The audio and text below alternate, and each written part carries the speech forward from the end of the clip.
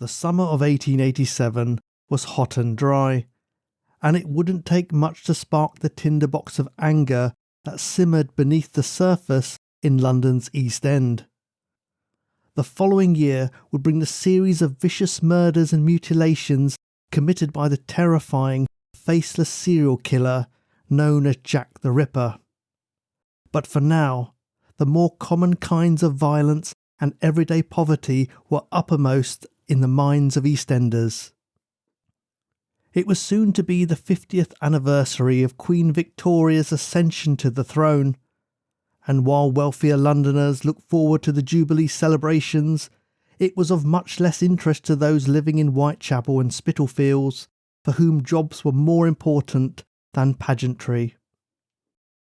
Later that year, there would be riots in Trafalgar Square prompted by unemployment and other political tensions on a day which became known as Bloody Sunday. London, even then, was a melting pot of ethnicities and cultures, and tens of thousands of Jews had come to London to escape persecution in Eastern Europe. Although many set up successful businesses, working as butchers, boot finishers, tailors, cigar makers, and myriad other trades, the influx led to overcrowding and a worsening of the already unsanitary conditions. They often found themselves victims of anti-Jewish sentiment, and there was a sense of restlessness with the constant bubbling threat of clashes between rich and poor, employed and unemployed, and different ethnic groups. It was against this backdrop that the senseless murder of Miriam Angel took place. A pregnant woman living in poverty, who was described as always having a smile on her face, with a clean and tidy appearance, despite her penurious state.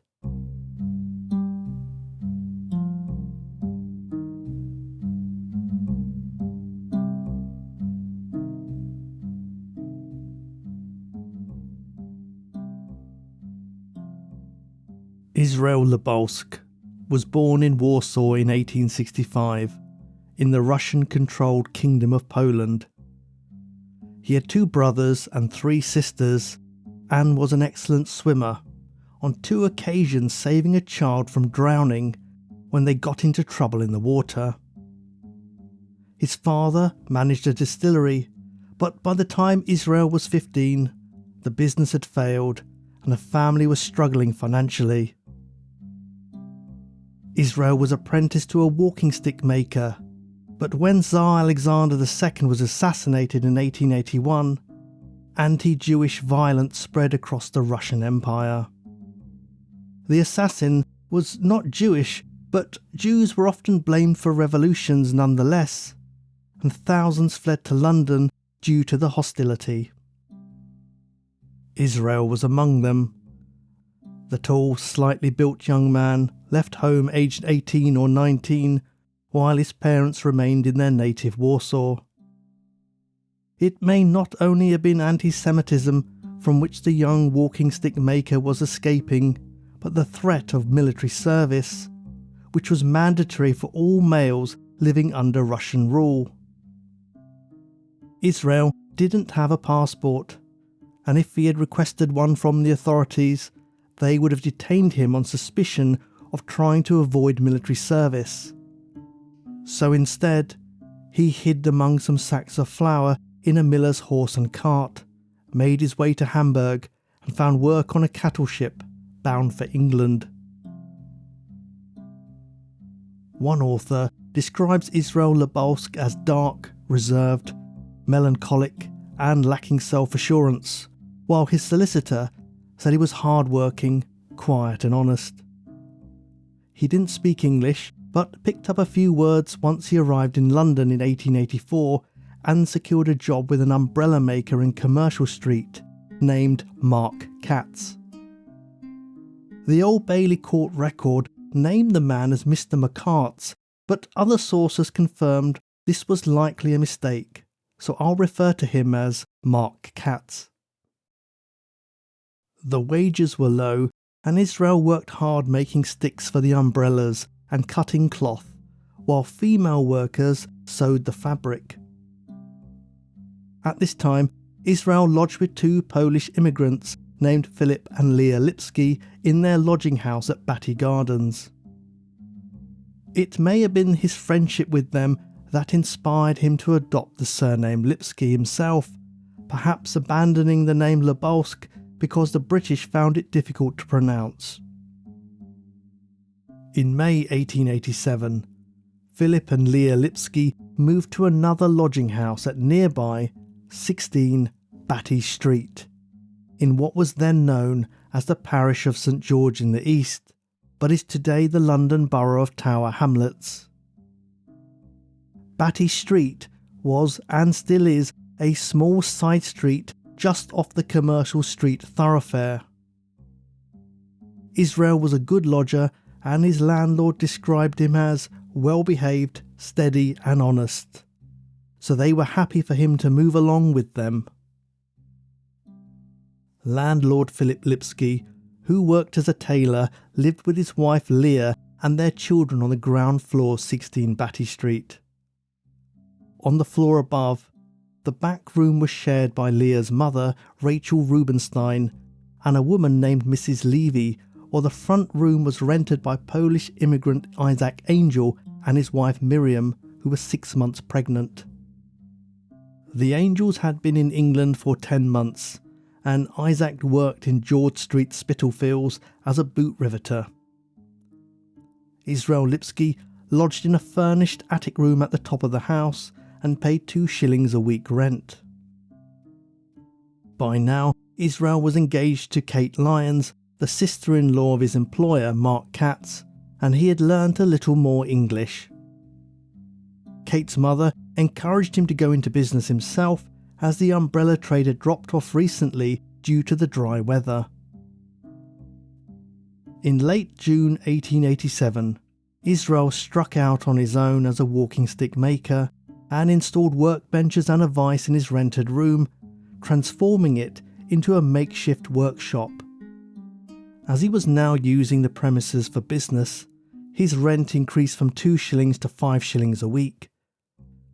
He hired 2 of his co-workers from Katz's factory, Jewish man Simon Rosenblum and a 14-year-old English boy named Richard Pittman, and promised them a good wage, but the business was not successful. Despite his financial challenges, there's no evidence that Israel Lipski resorted to theft, and he was considered to be quiet, well-conducted and respectable. 1920s crime writer Guy Logan said, "At times he was unhappy. He had no one he cared to talk to or confide in, and the rather questionable amusements in which other young men of his age indulged were not for him." On Monday 27th of June 1887, Israel Lipski visited his fiancée Kate and asked to borrow some money. She pawned a hairbrush and ring to raise 25 shillings, and Israel promised he would pay her back by the weekend. The following day, Tuesday 28th of June, began as usual in the Batty Street household. Lodger Isaac Angel left for work at 6:15 a.m. and shut the door behind him, leaving his wife Miriam asleep in bed. Around this time, Israel Lipski was out in the backyard, looking for a piece of gas pipe to use in his manufacturing process. Landlord Philip Lipski greeted him, then used the lavatory in the yard before going to work himself. Israel went back upstairs to his room cum workshop, and shortly afterwards his new employees, Simon Rosenblum and Richard Pittman, arrived. As they would all be working together, they needed an extra vice and a varnishing sponge, so Israel went out to a local shop in Backchurch Lane. Just as he was leaving, a Russian Jew named Isaac Schmuss knocked on the door to ask if Israel had any work for him. Israel told him to go upstairs to his room and wait, and Schmuss did so. But when Israel failed to return after 15 minutes, Schmuss left assuming the walking stick maker had no work for him after all. While Israel was out buying tools, he stopped at an oil shop 200 yards from Batty Street and bought a pennyworth of nitric acid, then known as aquafortis. Israel explained it was for staining walking sticks, and the shopkeeper warned him the substance was poisonous. When Israel returned to his lodgings, he asked the landlady Leah for some coffee and the loan of 5 shillings to pay for some items for his workshop. She refused to lend him any money, suggesting that he ask his girlfriend or her mother instead. "I am ashamed to go to her," he replied. "She gave me 25 shillings only yesterday." It's possible, but has never been proven, that Leah mentioned to Israel at this point that the Angels had been struggling lately too, and Mrs. Levy had lent Miriam Angel 5 shillings that week for the rent money. Israel went upstairs and Leah went out to fetch hot water for the coffee from Backchurch Lane. Many houses in the East End had no kitchen or heating facilities, so local business owners invested in vats of hot water which people living in shared lodgings or slum tenements could visit and pay a small fee to fill a cup or two. This was more economical for many than sourcing and storing coal or wood to heat water themselves at home and reduce fire hazards in densely populated, poorly ventilated lodgings. Leah returned with the hot water and prepared the drink, then called up the stairs, "Come down and have your coffee." There was no answer, but the boy Richard Pitman answered, "He ain't here." Leah left the coffee downstairs and went on with her day. She asked her elderly mother, Mrs. Rubenstein, to look after the house while she got the children ready for school, telling her that she was going shopping in Petticoat Lane with lodger Mrs. Levy. Everyone assumed that by now Miriam Angel would have left the house, as she usually met her mother-in-law Dinah for breakfast at 9 a.m. But by 11 o'clock, Dinah arrived at 16 Batty Street in search of Miriam, as she hadn't seen her that morning. There was no answer when she knocked at Miriam's door, and when she tried opening it, she found it was locked.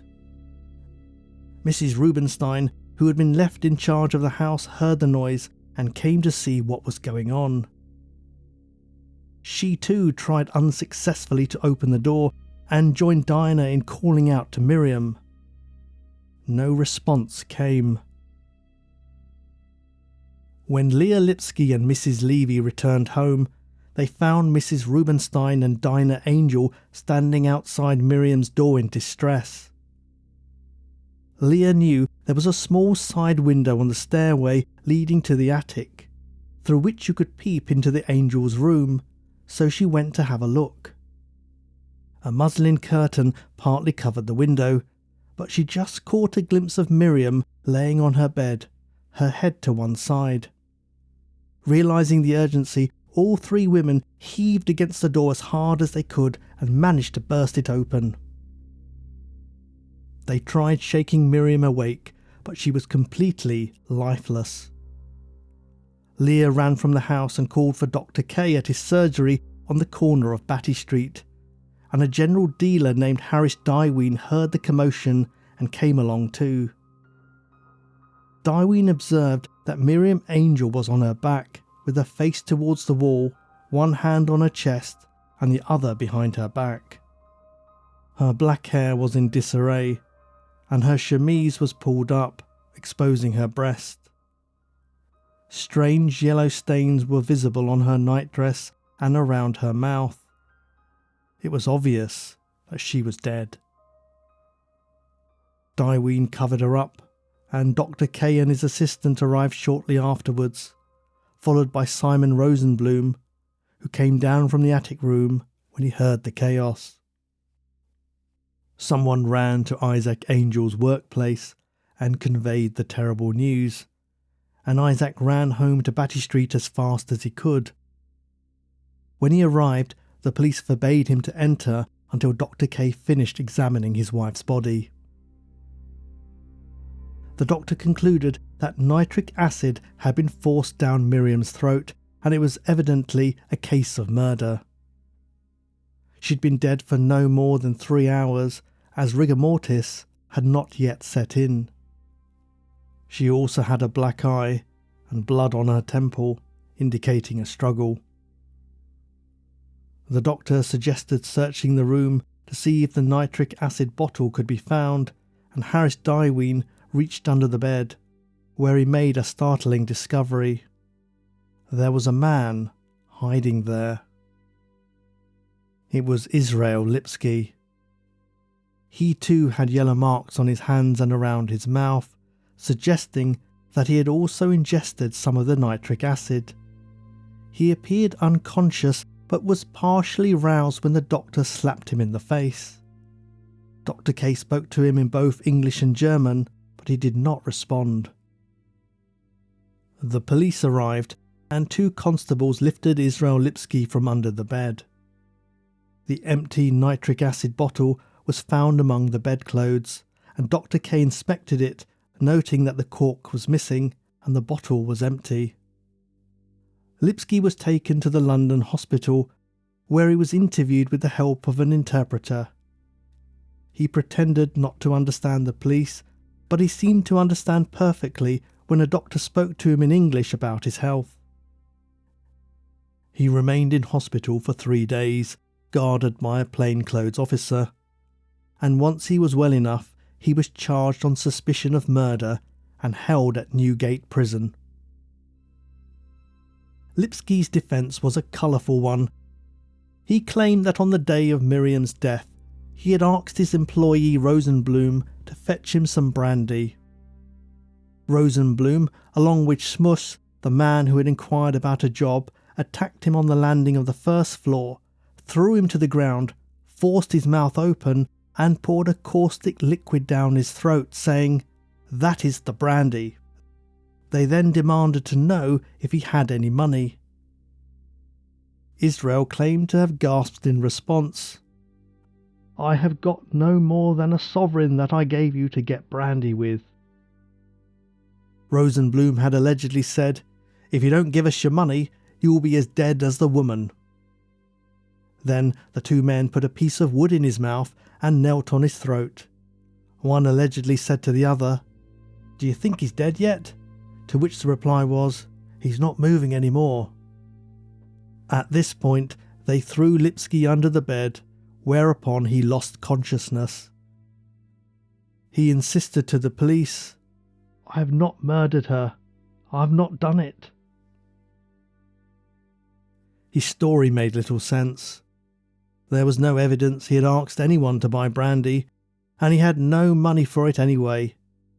He had tried to borrow 5 shillings from his landlady, and certainly didn't have as much as a sovereign to his name.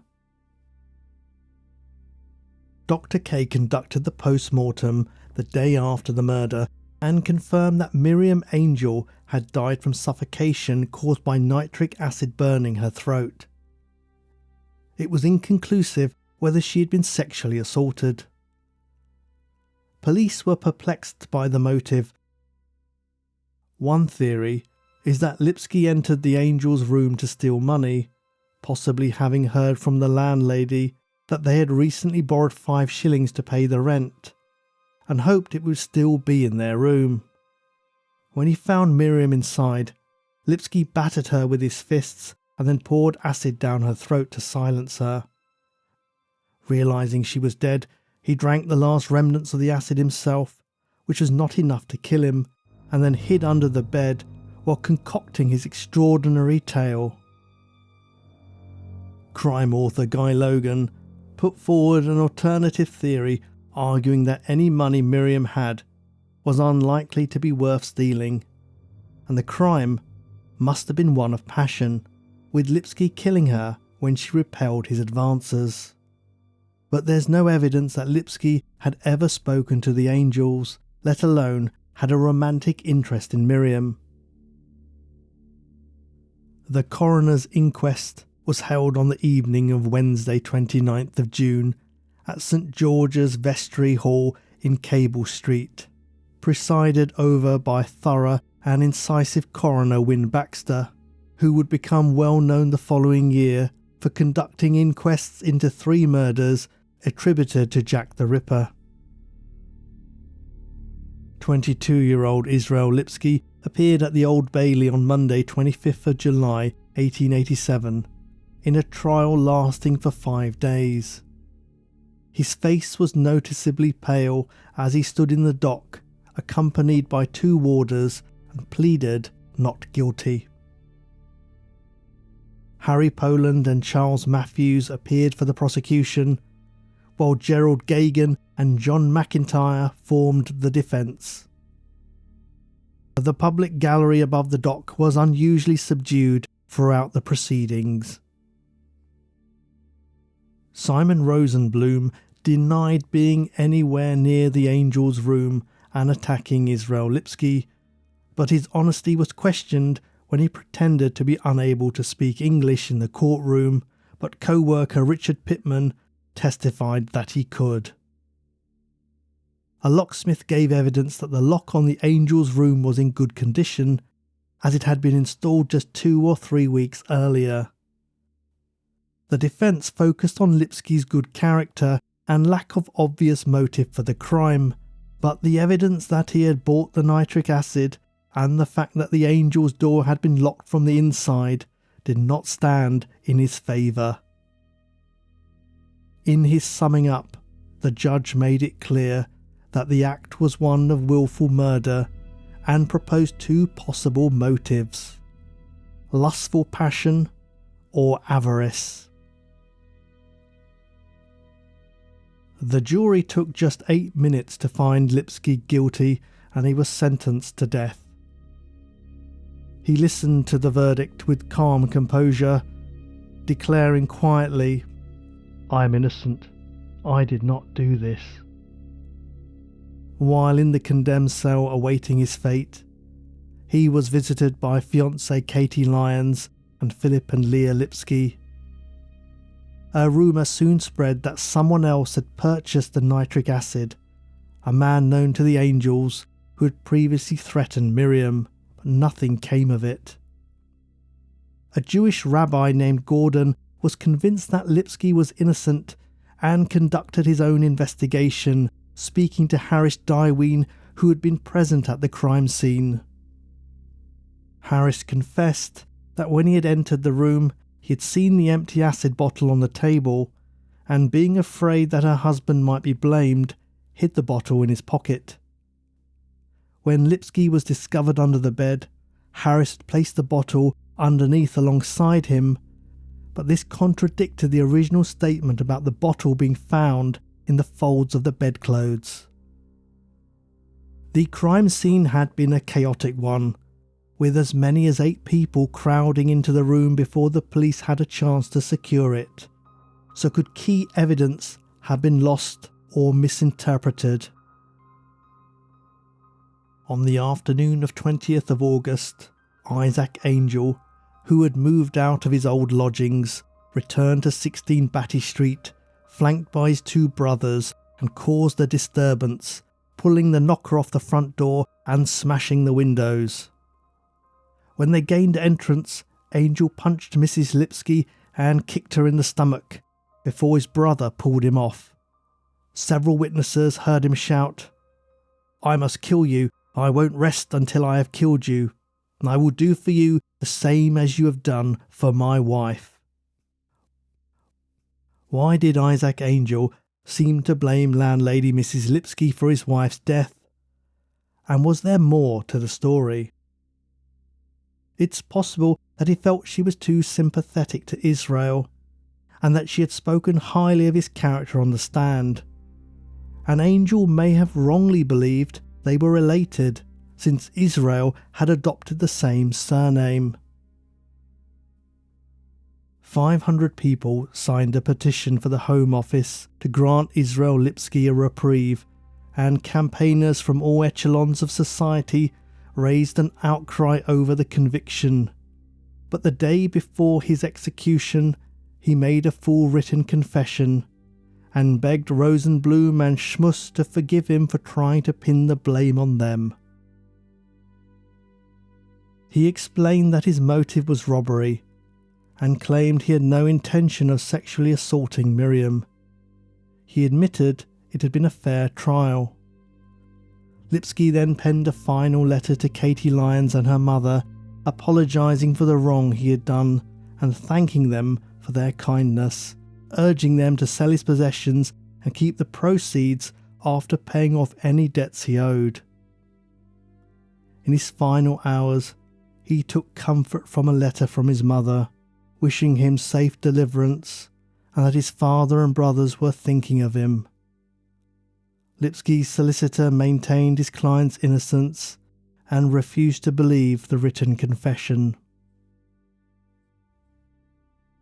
On Monday, 22nd of August 1887, an enormous crowd gathered outside Newgate Prison, although public hangings had been abolished almost 20 years ago, and the only visible sign that the penalty had been carried out was the black flag, hoisted shortly after 8 a.m, accompanied by cheers from the crowd. They may not have cheered so loudly if they had known the hanging had not gone smoothly, and Lipski had been agonisingly strangled to death for 10 long minutes before he finally expired.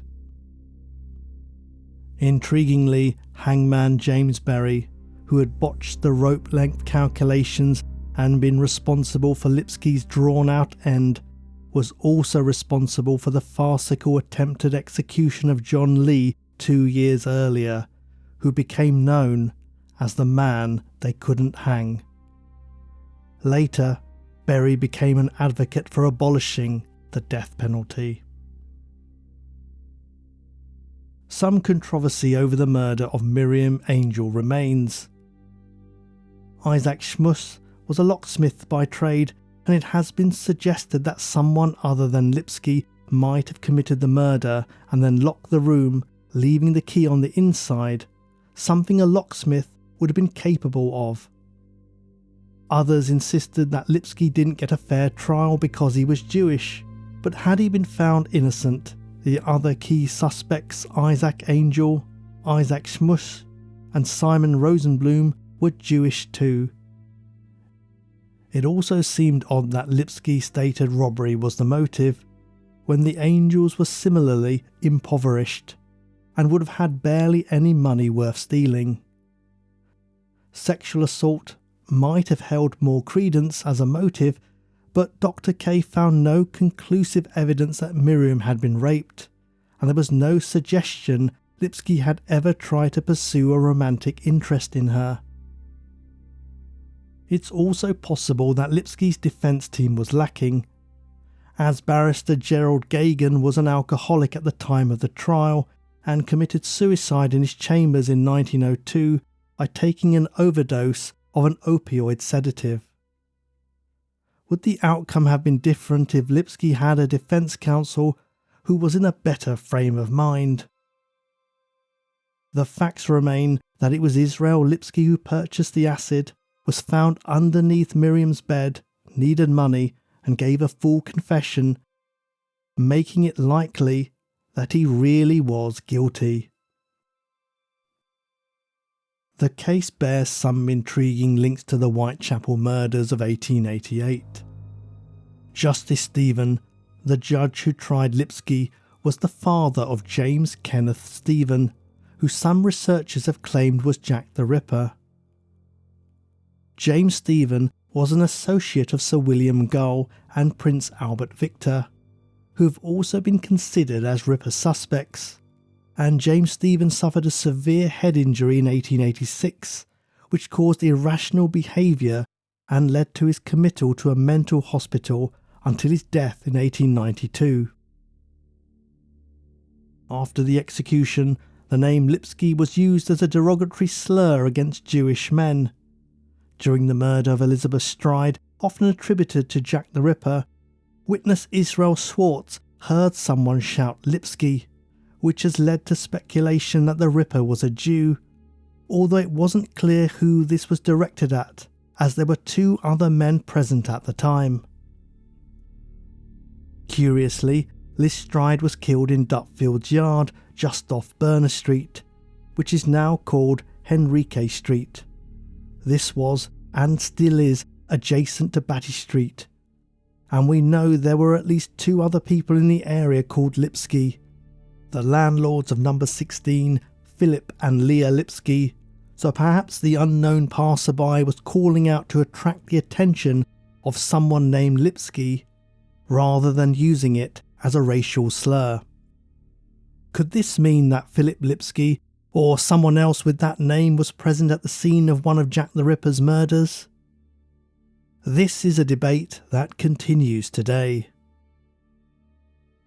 Israel Lipski's likeness was placed in the Chamber of Horrors at Madame Tussauds in 1888, displayed inside a reconstruction of the Newgate condemned cell.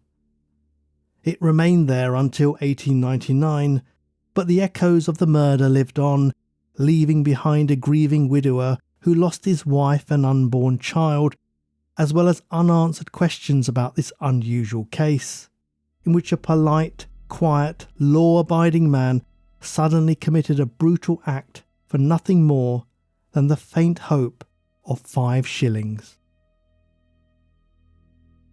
Thank you for listening to Prash's Murder Map. If you enjoyed this episode and are intrigued by the links to the Whitechapel murders, you might enjoy my Jack the Ripper immersive 7-part series, so do check that out. The links are in the description.